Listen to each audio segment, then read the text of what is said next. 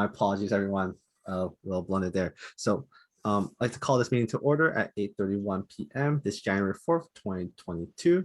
I'd like to acknowledge that the offices of the Wilfrid Laurier Students Union are located on the traditional territory of the neutral Anishinaabe and Haudenosaunee people. As for regrets, I've only received 2 regrets. One from our CRO, Carnich. She unfortunately cannot attend the primary part of the meeting due to a class conflict with this meeting time, but she did send me some updates, so I will be ready and prepared to update everything regarding the elections from her end. I also have received regrets from Director Bryant, who is unable to attend this meeting today because of some work obligations in regards to just getting everything sorted with the start of his new job. So we can hopefully update him on everything that occurred after this meeting. Other than that, can I get a motion to adopt the agenda as presented? Motion by Director Vale, seconded by Director Symington. Would you like to speak to your motion? Any discussion on the matter? As I see none. Director Bothwell? I approve. Okay, thank you. Director Shando? I approve. Director Del Giudice? I approve. Director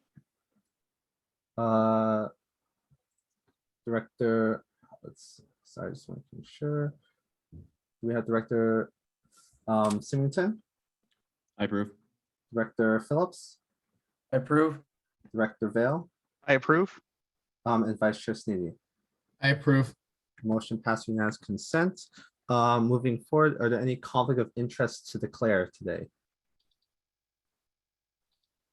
As I see none, then we can go forward to our first agenda item. So I'd like to welcome both our Director of Finance, Chris Turner, as well as KPMG auditors. So that would be today Matthew Bitek to come and present the auditor's financial statements. So I'll open the floor for them to present to us.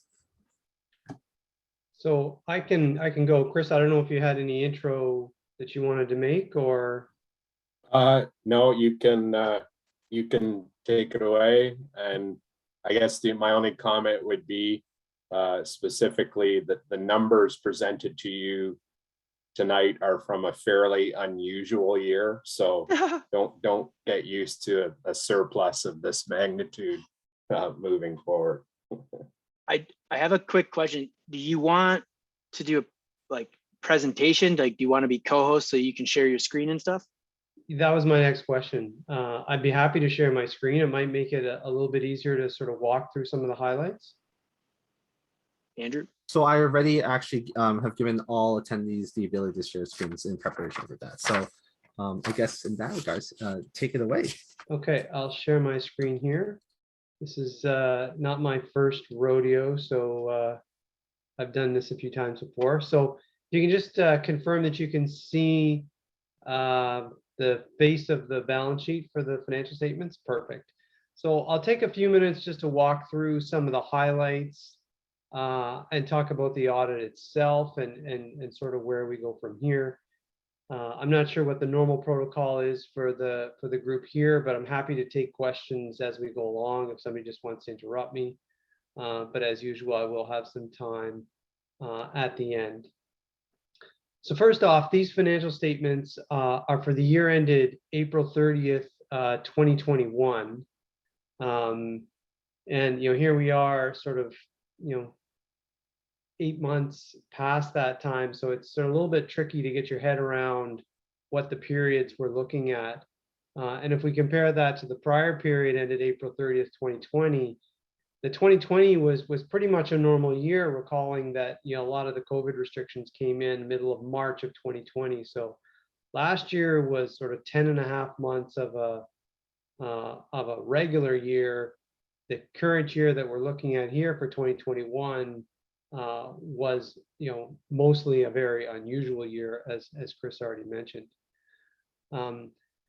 But I'll start actually on the statement of income. And here we see here, and there's some subschedules that break down the revenues and expenses by the various departments.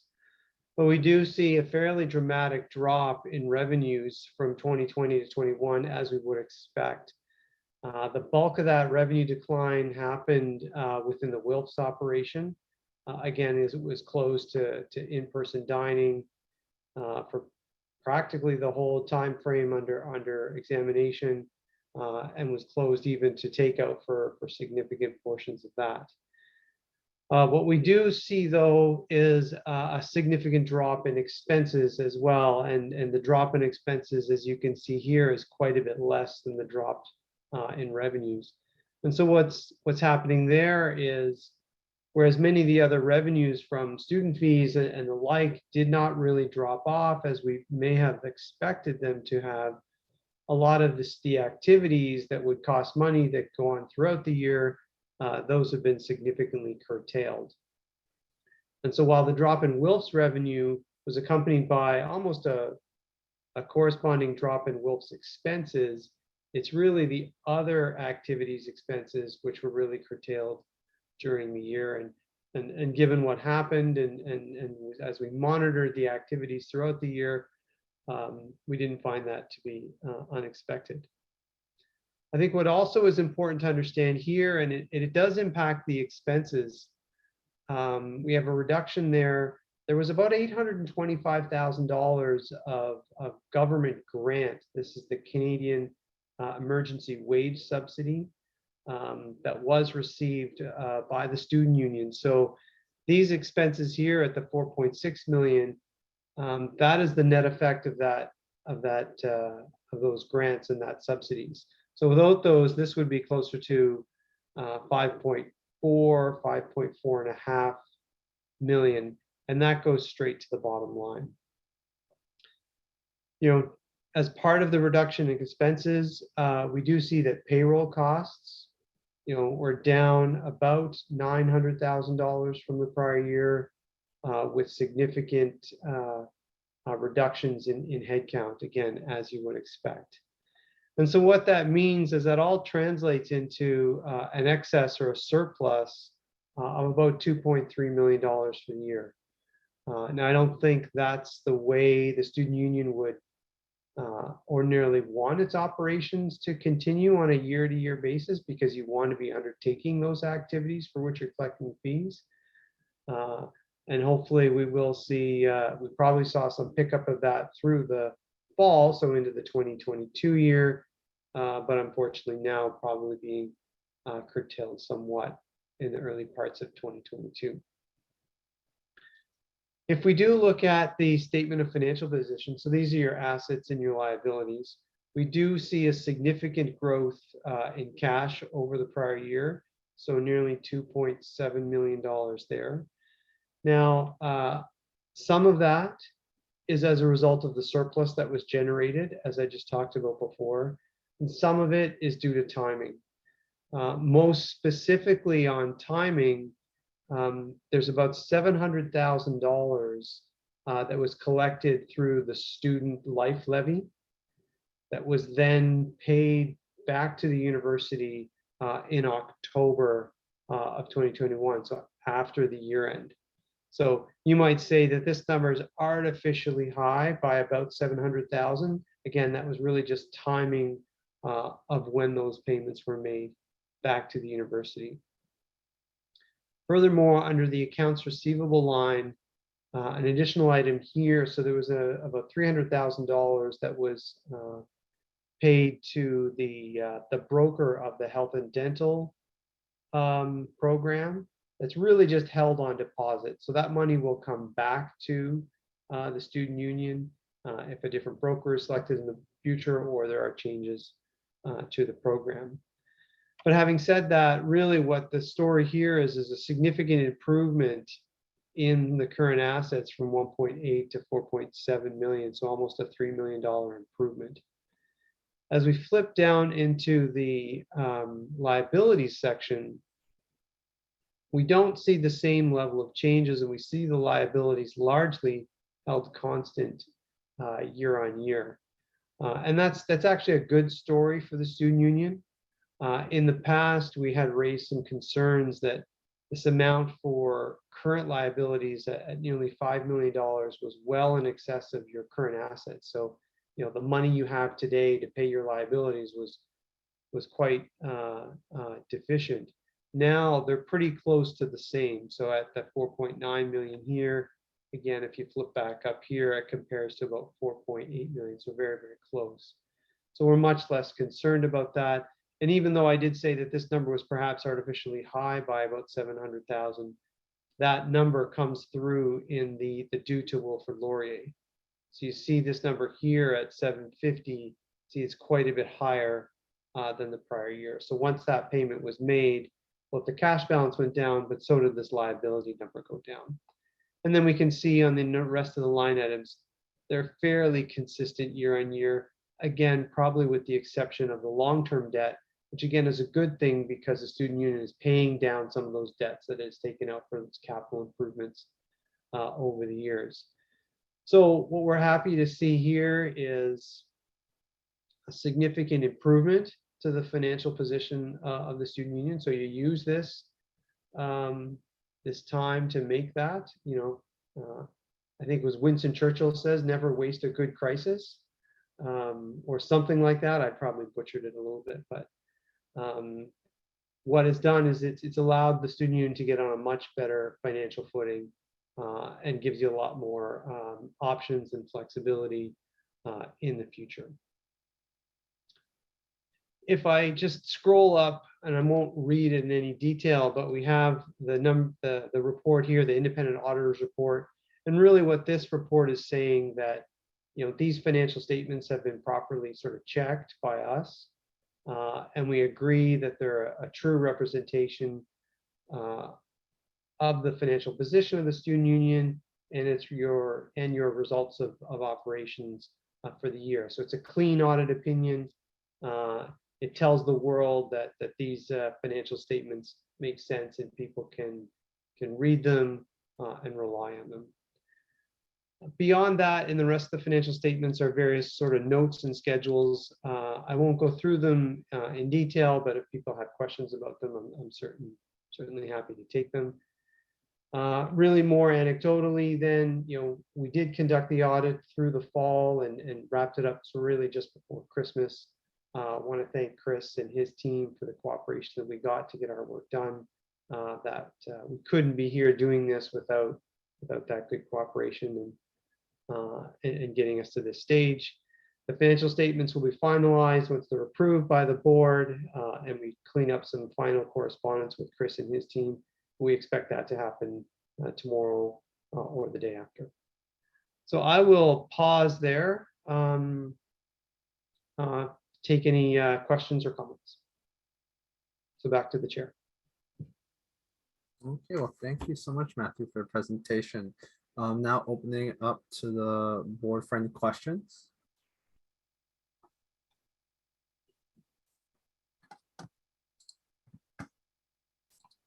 Yes, Director Vale. Yes, through you, Mr. Chair, and let me just find my slide or the slide number, the agenda package, just so it'll make it easier for. So there was a control deficiency identified regarding journal entries essentially just not being reviewed, but were sort of verbally confirmed. I'm just wondering if staff or somebody could kind of comment on if this is something we're going to look at sort of implementing maybe some safeguards, or if we feel the existing system is sufficient, or sort of what should be done to maybe address this point of concern or suggestion. So I can provide some context to that, Chris, if you want. So to that point, we do see entries made to the ledger that are not subject to a direct review, which by its definition is a control deficiency. So we are required to report those. Having said that, given sort of the size and the scope of the student union, we're not, it doesn't lend itself to necessarily remediating those, and it may be one that you're sort of content to live with. There's a small executive team. good sharing of information and financial reporting. And we don't think that there would be significant negative outcomes because there's not some secondary level of review of the direct entry itself, but there is review of the financial picture on a periodic basis anyways.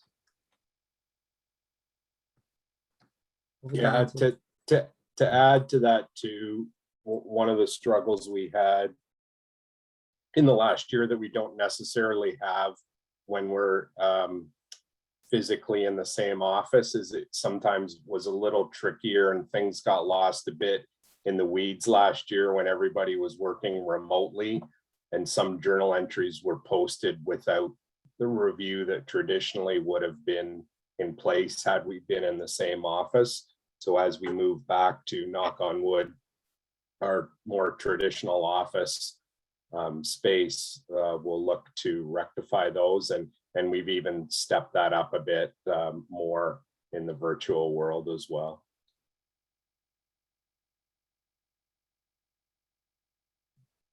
Hopefully that answers your question, Director Vale.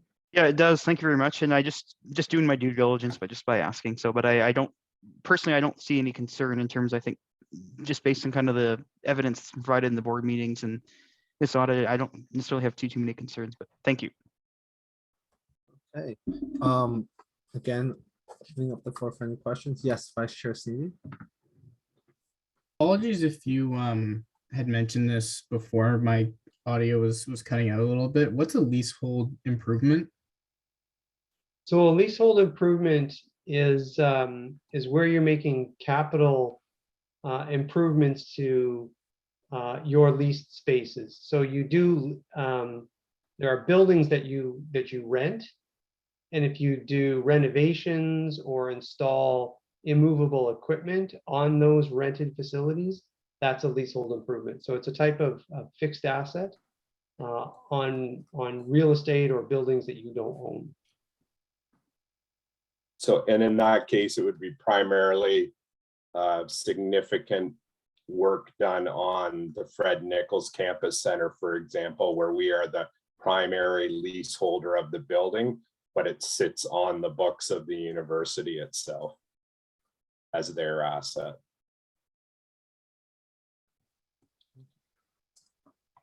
I assume that answers your question, Vice Chair Stevie.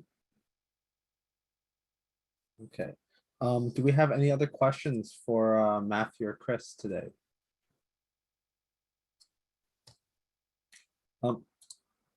I had one.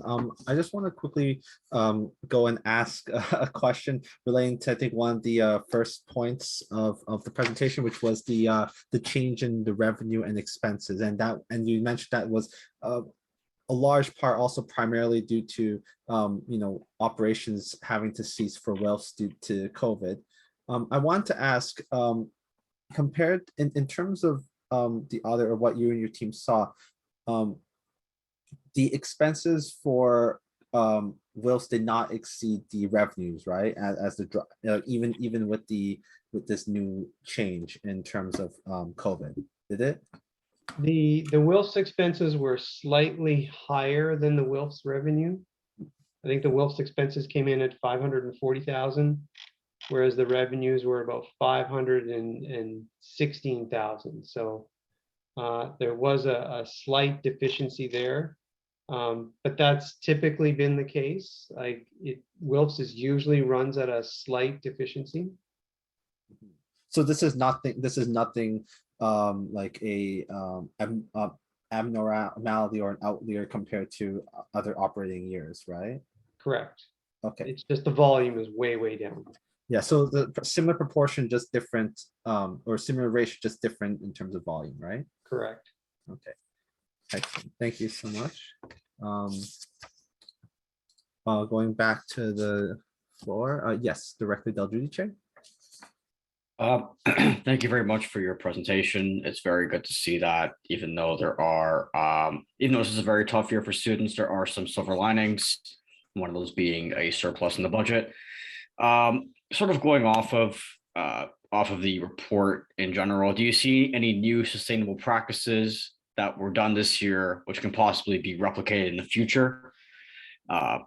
And, something that was not done this in previous years, but was done this year and would be a good practice to continue in the future, is what I'm trying to get at. Yeah, so I can't really speak to the direct activities of the student union because, not that close to the level of curtailments and what the students benefited from a remote perspective versus what they would need to or would like to use from an on-campus perspective.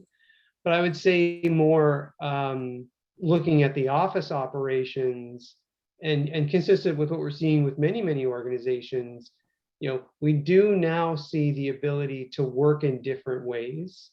And I think, the student union, like many, can find a sort of a new way to work with its administrative and finance team, more flexibility, different work styles, perhaps reducing the amount of space that would be required, looking for efficiencies in sort of document management, electronic management, those types of practices. We were all forced into this without any warning, but now we've had a chance to sort of think about it and see what works and see what doesn't work. I think there can be some real efficiencies in the way the organization administers itself on a day-to-day basis. Thank you very much. You're welcome.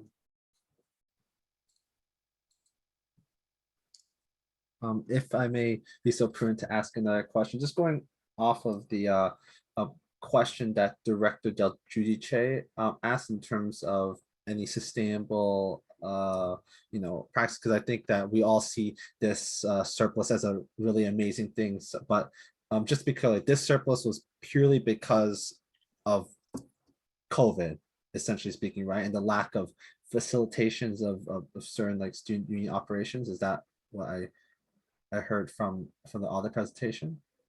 Yeah, that's our understanding. I'm sure there's more nuance to it than that. But Chris and the team would be able to sort of speak more specifically to that. Yeah, the lion's share, obviously, of the surplus is a direct result of having gone through an entire year of virtual environment. So just, it impacted every area in the students union. So not just Wilfs, but even Wilfs, as we talked about earlier, the bottom line didn't change that much. But for example, we didn't spend near the amount of money we would on the entertainment budget because we didn't have in-person concerts last year. So the rental of equipment or what we paid for entertainers or food costs or swag, it was all significantly down. And that's just a small example, but you can see that carried across everything we did in the entire organization. The other one, which is a good example, is if you look at our health and dental program, as most of you recall, for last year, there was a significant portion of the year when a lot of dental offices were physically closed. And so students weren't even able to go and get an exam if they wanted to. So the claims from a dental perspective were down from a normal year as well. So that's another example of how things shook out. And just so everyone on the board is aware, this current year, while not to the same extreme, when the board at this time next year is looking at the numbers, we'll probably be talking about some similar things, but again, not to this extent. No, perfect. Yeah, I just think it's important just to make sure that fact is restated in case if the ownership has any questions about it, right? Because this is quite a large surplus of 3 million, right? Approximately, give or take. So I think it's just good to just double down on that fact in case if anyone ever asks questions, or even to help prepare the board for next year to understand if there was a drastic change back to what is the normal status quo. But thank you for answering the question. Do we have any other questions from the board for Matthew or Chris?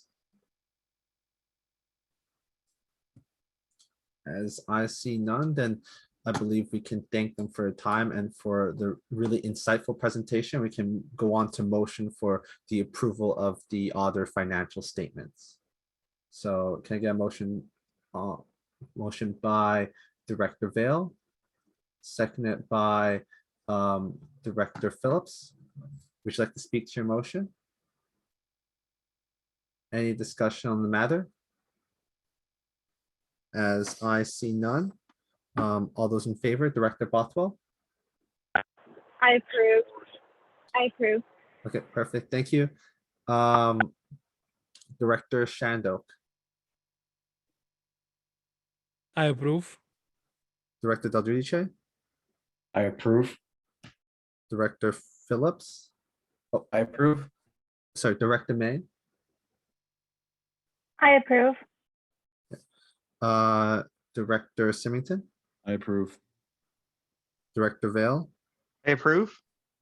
and Vice Chair Sini. I approve. The motion passes with unanimous consent. Again, thank you so much for presentation and for answering all our questions today, Matthew. And the board looks forward to seeing you again next year.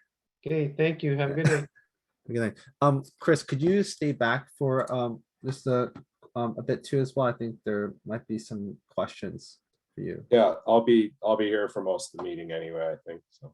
Okay, perfect. Okay, just before we continue on our lovely, televised programming here. So,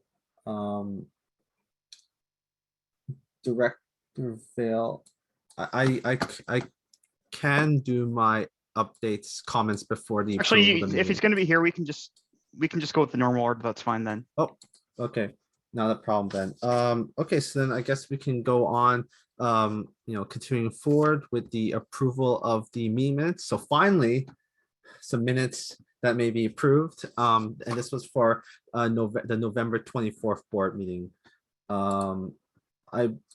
Just before we get into any discussions about this, this is the first set of minutes that are produced by our new secretary, Shreyas. He is here today. Unfortunately, he just had his wisdom teeth taken out, so he's more than happy to take and receive any comments or recommendations of changes that the board may like to see, but he will only respond within the chat function if I am clear on that. So I guess we can have a motion on table to approve the meetings.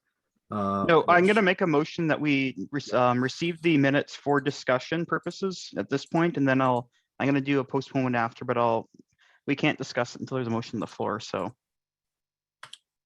Yeah, so I guess you have a motion on the table too. So do we have a seconder for that motion then? To table the minutes to next week. No. To clarify, a postponement motion can't be debated, but the discussion, I think it's wise to have discussion on this in the first place so we can table it. Okay, Otherwise, so that's why I made a motion. The first motion was to receive the minutes of November 24th for discussion. Okay, so to receive the minutes for discussion, motion by Director Vale, seconded by Director Del Giudice. Would you like to speak to your motion? Any discussion on the matter? As I see none, all those in favor, Director Bothwell? I just want to clarify, are we discussing the minutes in full, like the error, or are we just discussing the first half of the minutes? I think we're discussing the minutes as presented from the public meeting. Just Okay, and we'll have a discussion about what happened as well. yes, but that will be in camera. Okay. Yes. I just wanted to clarify that. Okay. Yes. And in that case, I approve of the public minutes. Yes, this is just to receive and discuss. Yeah. Okay, Director Shandok, I approve. Director Del Giudice, I approve. Director May, I approve. Director Phillips, I approve. Director Symington, I approve. Director Vale, I approve. Vice Chair Sneedy. I approve. Okay, the motion passes unanimous consent. So now opening for discussion on the meeting minutes, Director Vale. Yeah, so first off, I'll start by thanking our secretary. I think he did a great job, overall. I mean, this is a new format, just kind of getting comfortable with it. I think we're certainly on a good path forward. I'm not going to be, in my view, I think the governance committee will kind of look at maybe fine tuning this and more down the road. But I think in general, I think right now it looks good. But my major concern, and before I would be, willing to approve the minutes, is to just the nature of the motions aren't actually present really in the minutes. And what I mean by that is the motion isn't sort of set out, and there's sort of just general comments like Chair Dang called for motion X, but it's not the actual wording of the motion.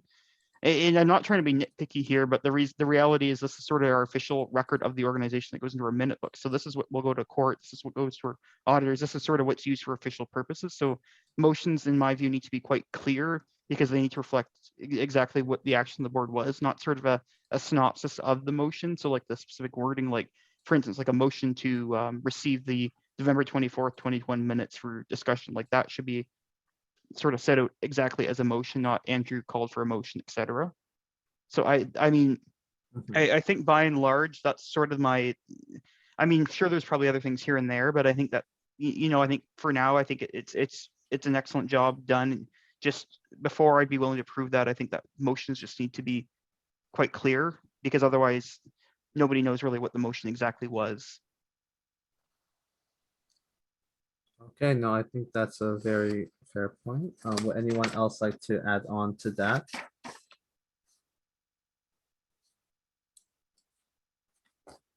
Okay, so yeah, no, so I just showcased what Director Vale is referring to. So just the motion. So there is the synopsis, but yeah, so definitely we can request our board director to go back and provide, I guess, a exact wording above each of the motions on what the motion was exactly. So do we have any I guess disagreements with that? I think we're all in agreement with that. Yes, Director Phillips. Yes, I just had a quick question actually about the point that you have pulled up here, about the format of the minutes with regards to in-camera sessions. Was there a reason that we chose to keep those as a transcript format versus like a review or like the kind of like general summary, that format that we've taken for the rest of the meetings? Yeah, so I can answer that, and if someone wants to add on, so this was what we discussed in the previous meeting. I can't remember exactly when, but transcripted meetings are not, I guess, the general style, as some like to state, of like what what a true definition of minutes are, but they are very helpful in terms of tracing everything back, but they are very lengthy and difficult to do, especially with the amount of meetings that we had. However, for in camera, because of the sensitive nature of many of the topics that are discussed there, that's why the transcripted option was held, because then it provides a lot more weight. And as Director Vale pointed out, that these become legal documents. So if there ever is a situation that arises, the minutes are basically, will be used in court if ever that is the case. So it's just the extra level of, I guess, detail, but should be reserved for what I think is like the actual gravity of the type of discussions. Okay, yeah, the only reason I asked is, and I know it's like you mentioned, it's a lot of work to do like a transcript style version of the minutes. So I do appreciate all the work that our secretary has done for to keep those accurate. But it is, like, as I was reading through it, I do notice there are times where you do kind of have to interpret what is read, and it can be harder, especially if you may have missed, or even if you do know what's going on. It's hard to keep a perfect live transcript throughout the session. So I just wondering if for in camera, if we want to maybe, I don't know, consider looking at more of a summary format for those meetings to make sure that what is intended to be said by each director, or what is like the summary of what is said, is more accurate. Let me see if I can find an example, but So are you, just to clarify, are you saying that you want the regular minutes to be more more detailed, or are you saying? well, I was talking about specifically the in-camera ones, but I mean, I didn't, I just was curious if there was why we had chosen to do it in a transcripts format. But that's, yeah, that's fine. I mean, if this is something that other board members feel, can be changed, because our board secretary has actually in the past, just the past 2 weeks, has gone the majority of the minutes done, but the reason why we held off from approving any of them is because we want to make sure that this is what the board actually wants. So if you have any concerns about kind of like I guess the product that's being presented here, then or if we want to change it now, this is the best opportunity to let them know, so then they can improve and change, right? So. Okay, I mean, again, maybe someone who has read a few more meeting minutes may have a different opinion on this, but I think I would be more in favor of a summary style minutes version of the in-camera sessions for clarity of information said, especially due to the sensitive nature of the in-camera sessions. Okay, that's something that we can definitely see if we can also get done too. So like a summary version like this, but also for the in camera. Is that correct? Yes. Okay. So make note of that. Thank you for those comments, Director Phillips. Next, Director Vale.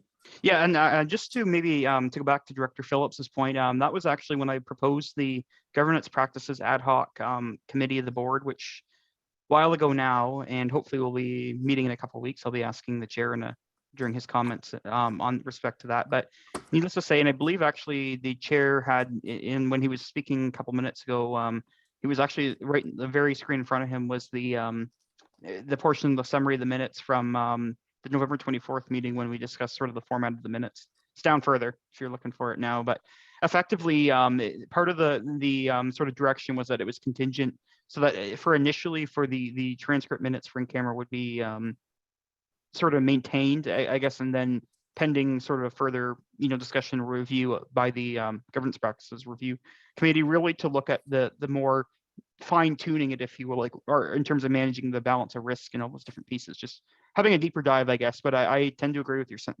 sentiments, Director Phillips, as well. And Mr. Chair, I don't know if there's anybody else, but if not, I'm willing to put a motion forward. Do we have any other members who'd like to join the speakers list?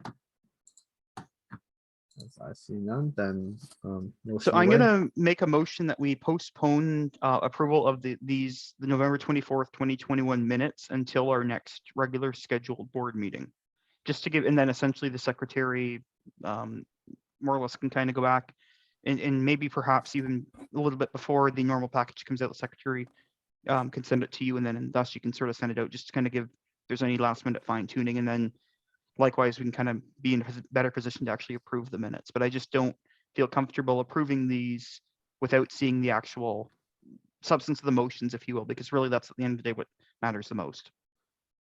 Okay, we have a mover. Do we have I'll a second? second it. Perfect. I'll second it. Thank you.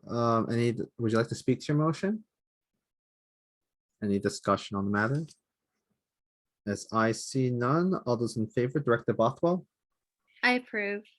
Director Shandok, I approve. Director Dodriche, I approve. Director May, I approve. Director Phillips, I approve. Director Symington, I approve. Director Vale, I approve. and Vice Chair Sneed. I approve. The motion passes unanimous consent. So I'll be more than happy to send a formal request to our secretary to update the minutes as requested by the board. Okay, moving on, we can go to comments from the chair and of the board and CGO. So that's me. Excellent. So, as so I do have quite a few updates. So the first one I can go off of is the one in the agenda package. So this was something that has been absolutely wonderfully sent to me by operations. So kudos to Phil for helping me get this request set up, which is instructions for how to live stream the meetings. So there's two instructions, as if you can go see on page 50 of the agenda package. So one of them is if we were physically in the boardroom, we can now, I guess, leave that aside for the time being, given our brave new world that we're going through. But the second one is via the computer. So this one is live stream using OBS, Yellow Duck, and Vimo. As this is specifically pertaining to IG Live, so Instagram. So what my updates will be is that if this is something that the board is satisfied with in terms of Instagram, then in the process of the next 2 weeks prior to the upcoming board meeting, I can do some tests and see if we can get this set up. So then hopefully in our next board meeting, we can have everything up and running smoothly. I do see that there's some questions, but I'm just going to quickly go through some of my other updates too before I open for more questions. I do have updates from the election, but I guess I'll just table that for the later agenda item here. And then I did have one more update, but it slips my mind right now what that is. So I guess I'll open up for questions then. Yes, so Director Vale. Yeah, no, I appreciate the you know, the work of the operations, like the I guess Paris led per the chat. I think from they were doing orientation a while ago, and I think but if I'm being completely honest, I think that this is sort of a too convoluted setup, particularly the live streaming. What I'm like, I mean, I think we need to keep it simpler the better, and I think, you know, multi-platform, like I think there was discussion before the YouTube and the Facebook, like the different platforms folks are using, and I think just honestly the simpler the better. And I'm I you know, I brought this up in my kind of one of my first or second board meetings of my term, and I think what I am sort of prepared to do is I think the simpler the better. So I'd like to make a motion that the in subject to I can, before sort of I get to that point, maybe perhaps the director of finance or somebody kind of, is I'd like to look into just buying a Zoom license for 1 year. I think it's like $150 or so, roughly. And essentially that would allow us to do this through, and we could set up a Gmail account or something, and perhaps the operations could even make use of this for events as well. And this the license, and I think that would just keep it as simple as possible. I think the more convoluted we get and the more it just gets too complicated. And especially if something doesn't work and people are relying on it being streamed, etc. Whereas the Zoom streaming directly it's just a lot simpler. It's a click of a button. And so I perhaps, and the director of finance, I don't know if there's anywhere we in the budget or otherwise that we'd be able to pull $150 or so. If we're financially, if there's a way to do that. I feel like you're handcuffing us after we just approved that surplus, Brandon. That's a lot of money. Weak move, buddy. Weak move. To answer your question, I'm sure that there is some money around the governance budget too as well, if the expense is accurate to $150. I don't honestly remember off the top of my head. I know one other board I sit on, I believe it was like 150. It was like under, I think, $200 for a 1 year Zoom license. Like it's pretty inexpensive, and I actually that sort of potentially could also help with the Zoom deletion issue. But more importantly, like the Zoom, essentially you're clicking a button and it goes to your platforms. It can go to I think the Instagram, the YouTube, and the Facebook all at once. The click of a button, and then when you stop it for your in camera, you hit pause or stop, and it just.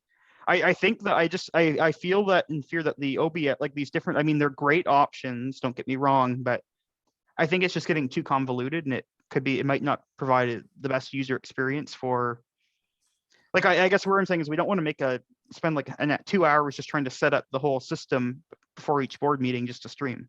I think the simpler the better. And I think for under $200, I don't think you can really go wrong.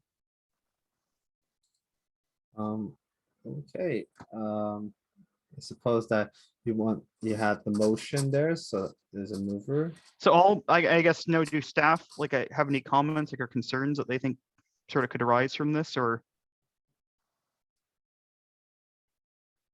I guess that question's open up to the full-time staff here.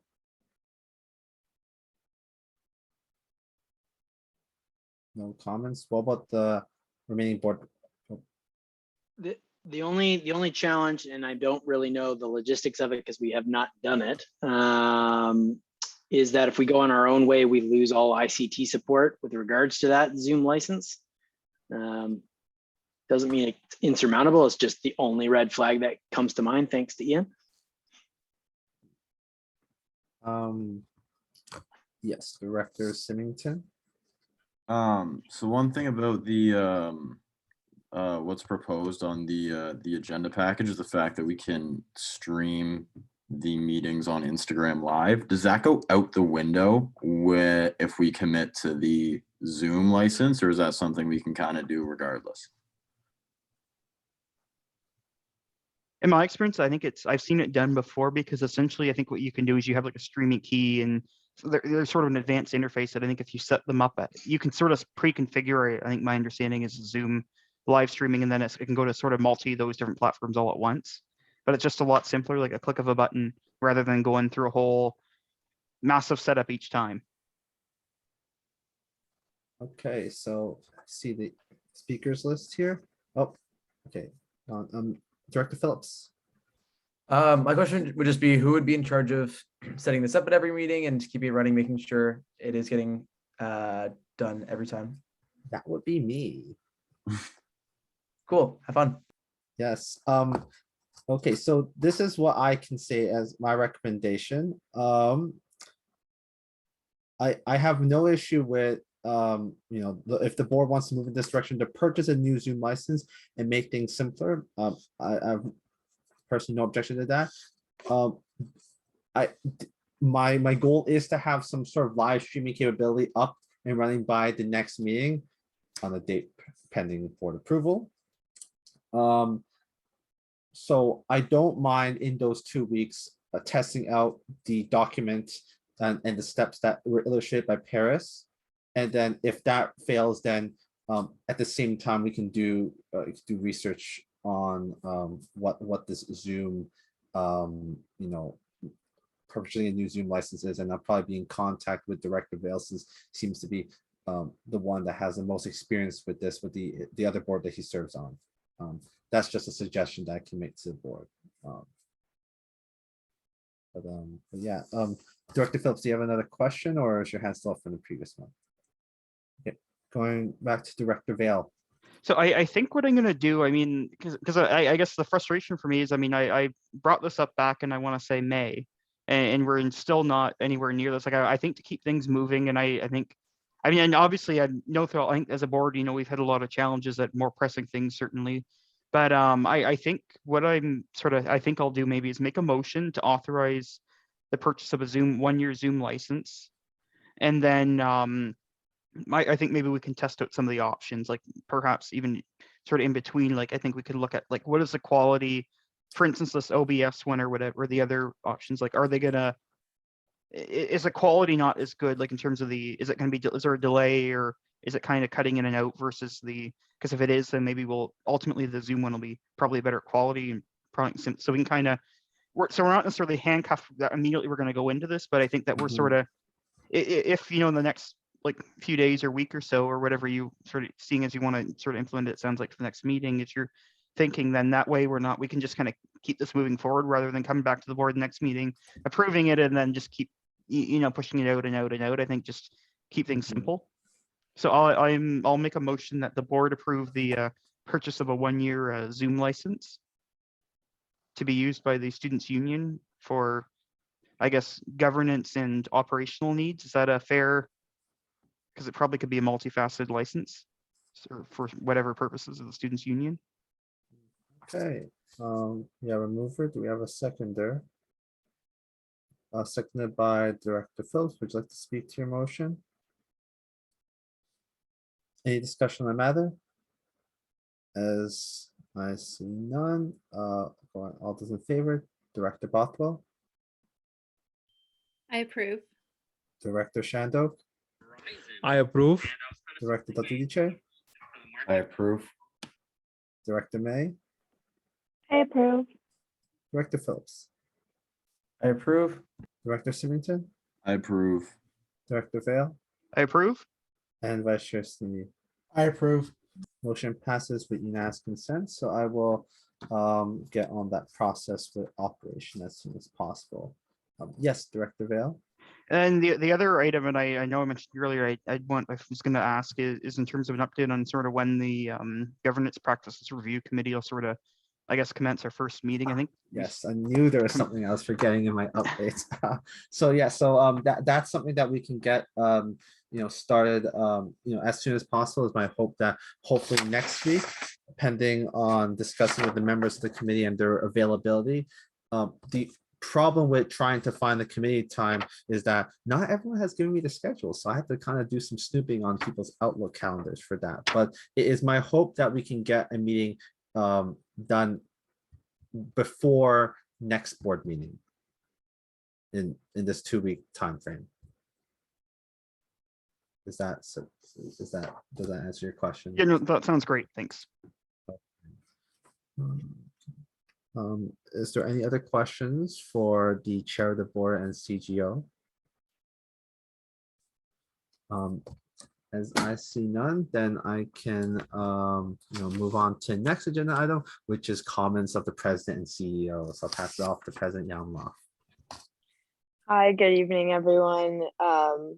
So just bear with me as I get through this. This is my first meeting back since the break, so super exciting stuff.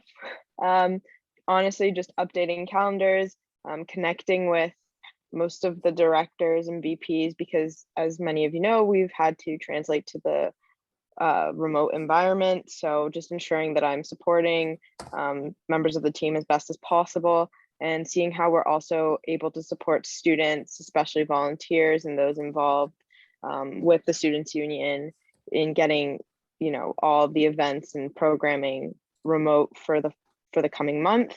On top of that, just on, I guess, my initiative-based goals, we're focusing on potentially incorporating a mental health month. So just discovering what that would look like, what events and programming we'd want to do, and how we would incorporate that with the different departments. Beyond that, I've also been, working in the UA position, in the UA role, as well as working with Ian and other members of that department, focusing on USA this month, as well as I will be also working on an USA paper. So that will be also taking up a large portion of my time, but not too much. And then also planning for local advocacy week, which has been determined to be within the month of March. And that's pretty much everything that I can really determine as of right now through my notes. But if there's any questions, I'd happily answer them. Thank you so much, President Yamla. Do we have any questions for her? Yes, Vice Chair Sweeney. What USA papers are you working on? So I'm co-authoring the Mature Students paper. Fun. Very fun. Any other questions? As I see none, then we can thank President Yamla for her time and continue on to comments from the Executive Director and COO. So I'll pass off to Executive Director Champagne. Yeah, I just want to welcome everybody back to winter term. Obviously, things have changed pretty dramatically. I appreciate your laughter as commentary, Chair Dang. So thank you for adding that. If we can make sure that that's in the minutes, transcribed exactly as such, I would appreciate that. At any rate, not a ton to update other than one of the things as a result of the announcement from the Premier yesterday is that the university is working hard and diligently to make sure that student spaces are still accessible to students, so that they have places where they can safely have access to Wi-Fi, etc. So on both campuses, Brantford and Waterloo, the student centers will be available, as will the lounges for folks to be able to study and work, perpetuating the myth that the 2-4 lounge is a quiet study space, but it is what it is. For the Fred Nichols Campus Center, it is on a controlled access basis. So between the hours of 5 p.m. and 8 a.m., you have to have your one card to tap into the Fred Nichols Campus Center. Between 8 a.m. and 5 p.m., it is an open building because it's obviously completely circled by campus. Whereas Brantford, I believe, is mostly a controlled tap or swipe access for Brantford students as a result of it being completely city surrounded. But ultimately those lounges and spaces will be available. As a result of that, our original plan for Wilfs was to have them operate as a takeout model only for the first week back, and then continue with our in-person dining model. But things have changed. So we will remain in a takeout model delivery for Wilfs. There is no delivery, poor choice of words on my part. We will be doing takeout only for Wilfs for the bulk of the month of January. And that started today with dinner service from 4 till 8, and will continue tomorrow as it has all of first semester with lunch and dinner service. And that's about all the news fit for print for now. Okay, thank you for those updates, Executive Director Champagne. Opening up the floor for any questions. Yes, Director Vale. Yeah, just to comment through you to the executive director, I'm just wondering sort of what the staffing situation was like with the Wills. I think, was it a meeting or two ago? It sounded like they're sort of having a hard time getting folks, or so I'm just kind of wondering like what that now, and then perhaps how the pandemic, like the month of January, perhaps like it might be sort of less need for staff, and then if you're able to comment sort of on the how the impact of the $15 minimum wage might impact us as well. Threw a lot at you there, sorry. Yeah, I'm just, why don't you just throw the fire hose on? So staffing levels, we obviously lost some folks before the exam period, but for the most part, we felt pretty comfortable with the model that we had planned to come out with in January. But unfortunately, things have changed. We're pretty comfortable with the staffing level with this new model, especially. And it'll give an opportunity to kind of give a break to our management team a little bit as well. In terms of the $15 minimum wage hike, we have done an analysis of the changes. There will be some menu price increases of stuff as a result of some of the increases that have come as a result of the wage increase, but not exclusively. We have not raised our prices in Welsh for the last 3 years, 2019, so 2 years and change. And so in an effort to kind of balance the books a little bit better, there will be an increase, but I don't believe there's a single menu item that has an increase higher than, everything's under $1 in terms of those increases to help balance that out. And I think there was a third thing that you threw in there, but I seem to have completely forgotten it. I think that was everything, but yeah, if I did, I forgot it as well. Okay, mutual forgetting. I appreciate that. Well, thank you. Do we have any other questions from the board to Executive Director Champagne? Okay, as there are none, then I'd like to thank him for his time and the updates, and then we can move on towards our next agenda package item, which is the GRTU pass referendum question removal. So if you can refer to the briefing note that was presented to the board by operations. So this is exactly the result of kind of our approval of the GRT discussion prior to the break. So because we had a 1-year extension, there is no need to move forward with a referendum question for this this year. So yeah, if there's any other questions, I'm more happy to, or we can go straight to a motion. So I see Director Vale. Why don't you go to Director Phillips first, and then Oh, I'll go to a perfect. motion. Okay, just going in the order of hands I see. So yes, Director Phillips. I was gonna motion that the board remove the referendum question off of the Off the ballot for referendum. off the right? ballot. Yes, thank you. Perfect. Okay, motion by Director Phillips, seconded by, come on, someone new. Yes, Director Bothwell. I love seeing new faces here. My New Year's resolution is coming true. Okay, so would you like to speak to your motion? Any discussion on the matter? As I see none, all those in favor, Director Bothwell? I approve, but I wouldn't call me a new face. I think that Well, was mean. No, that's not mean a new face, but like a new motioner. My apologies. I'm flubbing stuff still. I'm sorry. Director Shando. I approve. Okay. Director Del Giudice. I approve. Director May. I approve. Director Phillips. I approve. Director Symington. I approve. Director Vale. I approve. And Vice Chair Sneedy. I approve. The motion passes with unanimous consent. Now I can move on to the January 2022 AGM election updates. So I do have quite a few updates to give the board today. But first I will read off the statement of from our CRO in terms of regrets.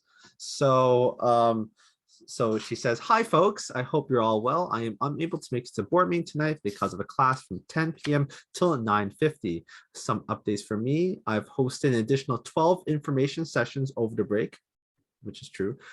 I would, however, like to request help in getting word out to Brantford students. We have used our connection through Ahad, VP of Clubs and Association, as well as through newsletters targeted to Brantford students. There is another newsletter going out regarding the election. So yes, we as a board need to work on getting more candidates. In terms of specific numbers of candidates today, the president and CEO position has 4 candidates. Board directors is 7. Senate is 5. Board governors, we have 4 people interested in so far. So these are people who we've sent out a nomination package. The only candidate from the Brantford, from Brantford, is for the board of directors. So we still need at least one more Brantford director from a Brantford director, as well as one more Brantford senator.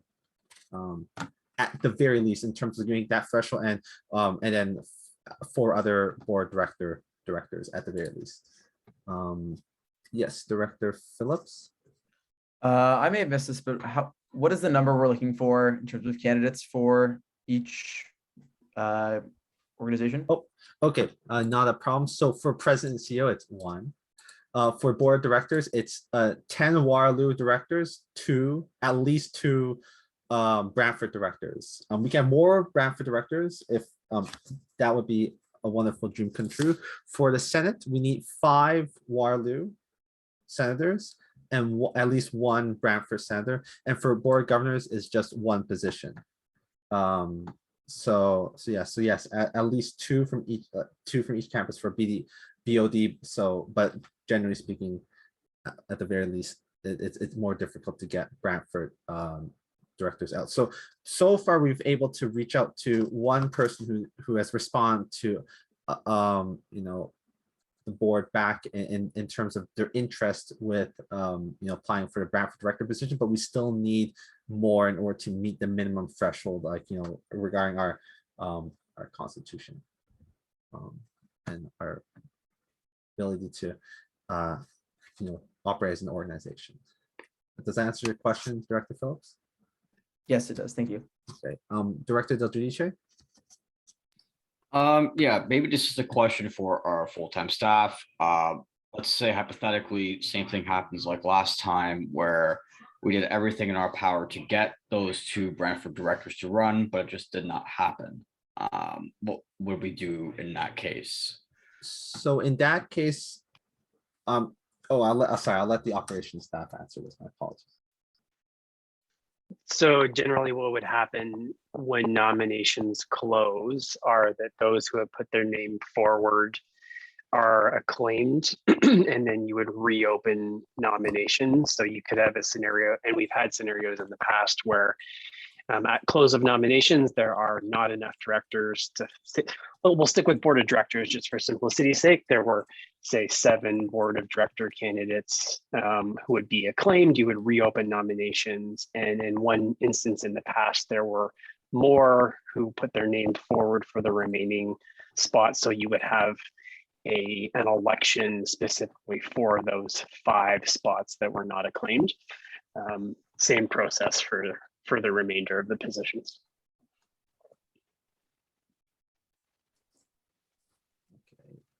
Okay. Is there any other questions that you have regarding the updates so far for the January 2022 election? Okay, there was also there's also, just for transparency's sake, so on the elections policy, there was a mistake that the CRO and I noticed that was regarding the presidential budget. So when the election was slated to be in person, the budget should have been $750, not $500, because the $500 amount was in regards to online election. But since the election has moved online, no change in the election policy is needed. But I thought that that would be important to just inform the board of that for transparency's sake, to also all the candidates out there.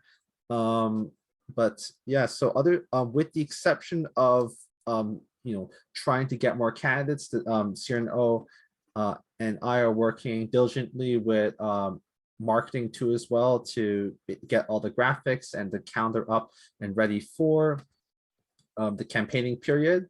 So that's all that graphics should be coming out after nomination ends. Yes, questions, Director Symington? With respect to getting people from Brantford, I think obviously I'm just trying to help here. I think going through maybe the Department of Residence wouldn't be a bad idea, considering obviously they have Dons there and the Dons are connected to the first years. And usually everyone else in Brantford's off campus beyond that. Also, I think it might be wise to utilize the Your Campus Brantford Instagram page, because Brantford does have their own dedicated Students Union Instagram page. However, I think it's only posted like 4 times since the start of the school year. So I think maybe kind of pushing that might garner some more attention. I don't know. Nope. Thank you for those suggestions. Yes, Director Vale.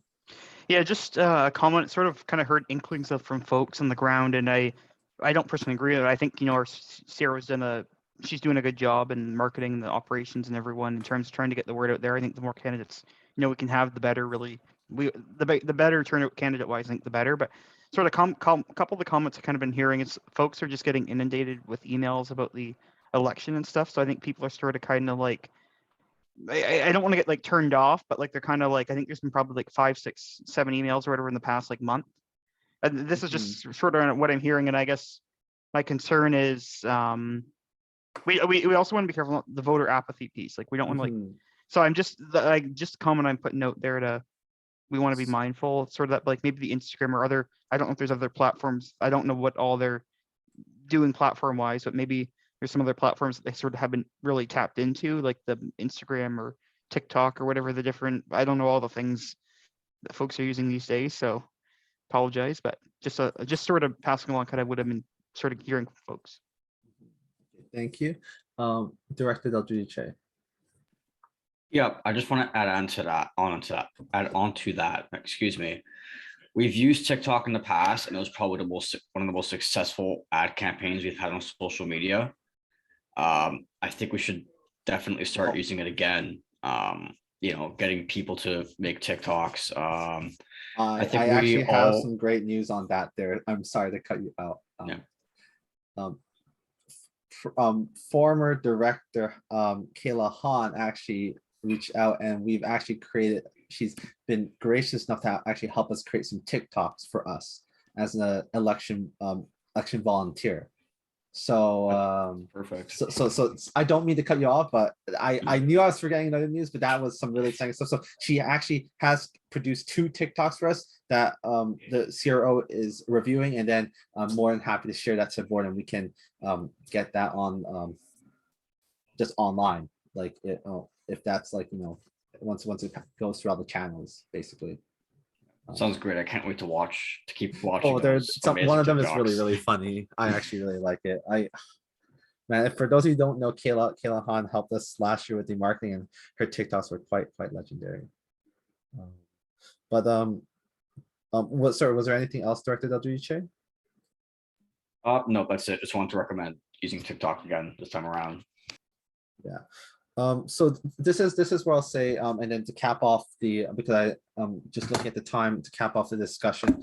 So the CRNO and I have utilized almost all the channels that we have at our disposal. Obviously, the CRO can't request candidates to run because of the nature of their position of administering the election. So the responsibility for reaching out to candidates really falls to us as a board. I mean, we are responsible for the continued smooth transition from one board to another.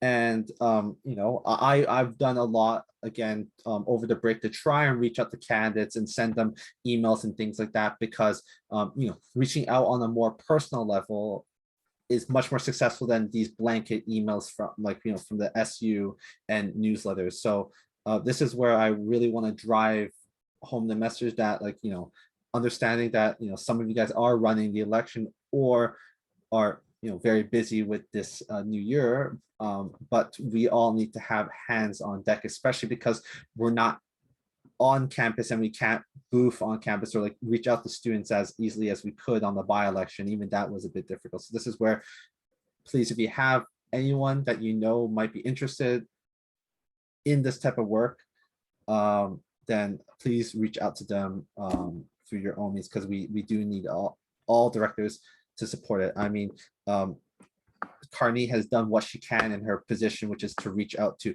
APSS or political science professors to advertise this position. But then again, she can't specifically speak to one candidate and tell them to run because of the nature of their position. So that's what I will say on that piece. So I will be reaching out again throughout the week to make sure we can try and get as many people. Today is the 4th. Nomination package closed on the 6th at midnight. So we really need. They close at noon. My yeah, apologies. noon. My apologies. So even a little bit less time than what would be preferable due to how early the schedule is this year. So yeah. But on that note, is there any other questions regarding the election updates? If not, then we can go on to the next agenda item, which is the winter 2022 meeting schedule approval. So the scheduled times that I'll present are only based on the schedules that people have provided me before the break. If there are any changes that you have due to either work or class adjustments that you may have, then this is now the time to say. But it seems that the best time that's available for everyone is Monday at night at 8 p.m. or 8:30, or Friday evenings as well. So this is just to accommodate for everyone who is either having night classes, as well as those who are, of us who are in different time zones too as well. So I think that this is the best date so far, because I believe we all have, well, everyone either has a class on the Tuesday, Wednesday, or Thursday in the late evening, so or other commitments, so it's a bit difficult. So yes, Director Vale. Yeah, just to yourself, Mr. Chair, and I think we talked about this briefly before, but just sort of, I guess the challenge is that, you know, Monday sort of meeting could pose in the terms of like the materials and the time, like for instance, like a later in the week I know we tend to get sort of better information. What I mean by this, there might be an ongoing issue comes to the board, but then seeing as sort of there's really no working days before then, So the materials, I guess, would have to be presumably submitted to you from operations and everybody by probably the Thursday or Friday to get out for the weekend, I presume. So then I'm just wondering, like, is that going to be a challenge logistically, I suppose, to kind of for the board to operate in that manner, then if there's clarifications, et cetera, needed? Yeah, I mean, not that we really have any options, but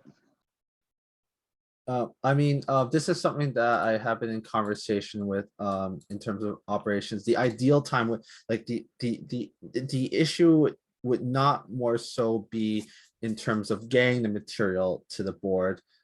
It's more of if there are any situations that arise during the weekend, then it doesn't really allow the SU as a whole, including ourselves, to really react to anything, unless we can have a quick enough turnaround on Monday, during the business working hours, right? That's the main concern that I would like to just bring up to everyone for a point of clarification.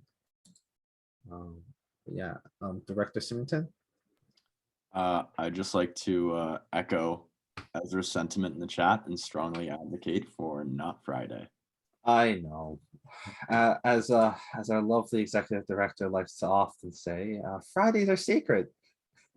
So unfortunately that's the reality of the work schedule that we have here. So I see that Director Vossel, don't worry, I think the board is very much leaning to having a emotionally stable but exhaustive Mondays. So can I get a motion on, sorry, can I get a motion on table 2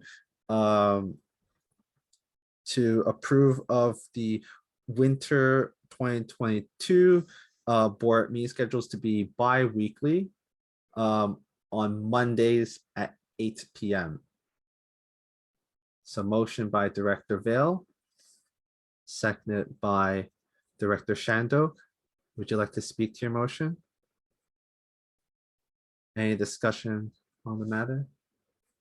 As I see none, all those in favor, Director Bothwell, I approve. Director Shando, I approve. Director Del Giudice, I approve. Director May, I approve. Director Phillips, I approve. Director Symington, I approve. Director Vale, I approve. and Vice Chair Sneedy. I approve. The motion passes with unanimous consent. If there are any updates based on the absent members of the board today, then we can have a subsequent discussion. But I think this new schedule should be fine. So I'll send a message when the next board meeting will be. Yes, Executive Director Champagne. That was actually going to be my question. Okay, so we can either, so this can be our board meeting here, which is our regularly broadcasted board meeting. So the next one would be on the 17th, and then the subsequent one will be on the 31st. Given our current schedule, with another emergency board meeting being on the 28th, just to approve of the if we deem necessary to approve of the minutes of the election on the Friday. Yes, Director Vale. Just as a point of clarity, I don't know that it would really be an emergency meeting if we're setting that date as a regular sort of meeting. I suppose so, but I mean, like, it's yeah. not really a normal board meeting, additional, it's just additional one if deemed necessary. But my apologies for the improper use of nomenclature, but it will just be another board meeting. So I think that would suffice, right? The next meeting just being on the 17th from now, I think, which falls quite nicely with our normal bi-weekly schedule anyways. Okay. Does that answer your question, everyone, Executive Director Champagne? Okay, amazing. So with that being said, then now we have our in-camera session. So this is where we can, for those in the gallery, I'd like to thank you for attending. And now the board will go in camera with the operations staff. So that will be the president, the executive director, as well as our Director of Research Advocacy and Policy Advocacy, and the Board Secretary. And do we also believe need our Director of Finance, Chris Turner, too, as well? So motion by Director Vale. Do you have a question or? No, just going to move the motion that we go in Yeah. camera with the respective people you already mentioned. Perfect. And do we have a seconder? Seconded by Director Phillips. Would you like to speak to your motion? Any discussion on the matter? As I see none, then all those in favor, Director Bothwell, I approve. Director Shando, I approve. Director Del Giudice, I approve. Director May, I approve. Director Phillips, I approve. Director Symington, I approve. Director Vale, I approve. and Vice Chair Sneedy. I approve. The motion passes unanimous consent. Wait, oh, I forgot. And also with our CRO too as well, if she's able to attend the meeting, if that's okay with everyone. Do I need to redo the whole motion then? I think that should, No, That's- really good. I think we're fine. Yeah. The motion. No, would it pass- just be for the, would she just be in camera for the election related Exactly, just for materials? the election related materials, precisely. The motion passes with unanimous consent. So again, thank you for those who attended the gallery, and the board will now move into in camera here. So Don't forget to stop recording. I know, just about to do that. Taking Nezra's job.